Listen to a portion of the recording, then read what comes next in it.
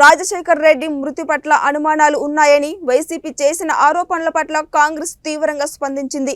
ఈ మేరకు త్వరలో లీగల్ నోటీసులు పంపిస్తున్నామని విశాఖపట్నం పీసీసీ అధ్యక్షుడు గిడుగు రుద్రరాజు స్పష్టం చేశారు.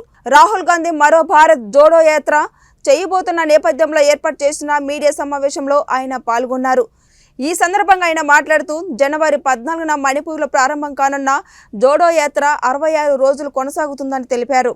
రిలయన్స్ వాళ్ళు కాంగ్రెస్ వాళ్ళు కలిపి చేశారు అని చెప్పి మెసేజ్లు పెట్టి SMS పెట్టి మా యువజన కాంగ్రెస్ నాయకులు కానీ మా పార్టీ నాయకులు కానీ ఆనాడు ఉన్న పరిస్థితుల్లో రెచ్చగొట్టే పాపం అమాయకులైనటువంటి కార్యకర్తలందరూ కూడా రాజశేఖర రెడ్డి గారి మీద ఉన్నటువంటి ప్రేమ అభిమానంతో రిలయన్స్ బంకుల్ని అటాక్ చేయడం కానీ రిలయన్స్ బాల్స్ ని అటాక్ చేయడం కానీ అన్ని జరిగితే అదే రిలయన్స్ సంస్థకు చెందినటువంటి వ్యక్తి వచ్చినప్పుడు రెడ్ కార్పెట్ వెల్కమ్ చేసి వాళ్ళ సంస్థకు చెందినటువంటి ఒక వ్యక్తికి వీళ్ళ అఫీషియల్ సింబల్ మీద రాజ్యసభకు పంపినటువంటి మాట మనం వాస్తవంగా పరిశీలించాలి.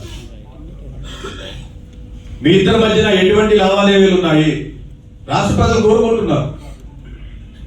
ఏ రిలయన్స్ సంస్థలైతే మీరు ఆనాడు రాజశేఖర రెడ్డి గారి మరణానికి కారణం అని చెప్పి అన్నారు, ఆ రిలయన్స్ సంస్థకు చెందినటువంటి వ్యక్తి వచ్చినప్పుడు రెడ్ కార్పెట్ వెల్కమ్ వేసి వారిని రిసీవ్ చేసుకుని వారి మనిషి అయినటువంటి ఒక వ్యక్తికి రాజ్యసభ ఆంధ్రప్రదేశ్ నుంచి ఇచ్చారంటే దాంట్లో మీ చిత్తశుద్ధి అర్థమవుతోంది, మీకు ఉన్నటువంటి కమిట్మెంట్.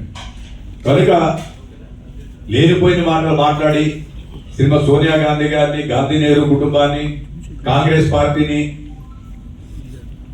చులకన చేయాలని చూస్తుంటే కాంగ్రెస్ పార్టీ కార్యకర్తలు ఎవరు కూడా ఊరుకోరు. గాంధీ నెహ్రూ కుటుంబం అనేటువంటిది ఈ దేశానికి త్యాగం చేసినటువంటి కుటుంబం. ఇందిరాగాంధీ గారిని కోల్పోయారు. 31st నాడు విజయవాడలో మేము ఒక రౌండ్ టేబుల్ కాన్ఫరెన్స్ ఏర్పాటు చేయడం జరిగింది. పెద్దలు జేడీ శీలం గారి నేతృత్వంలో వినయ్ కుమార్ గారు, మా పార్టీకి చెందినటువంటి 4 విభాగాల చైర్మన్లు, CPI, CPM, Aam Aadmi party, ప్రజా సంఘాలు, వివిధ వర్గాలకు సంబంధించినటువంటి నాయకులందరూ కూడా దాంట్లో పాల్గొన్నారు. యాక్షన్ ప్లాన్ లో భాగంగా 2వ తేదీ నుంచి మరి ఈ రోజు వరకు కూడా ఒంగోలులో ప్రారంభించి ఈరోజు విశాఖపట్నంలో ఆఖరు గ్రంథాలయంలో నిర్వహించడం జరుగుతుంది. సో కాంగ్రెస్ పార్టీగా SC, ST, OBC మైనార్టీలుగా కమిట్మెంట్ వాళ్ళ అభివృద్ధి కోసం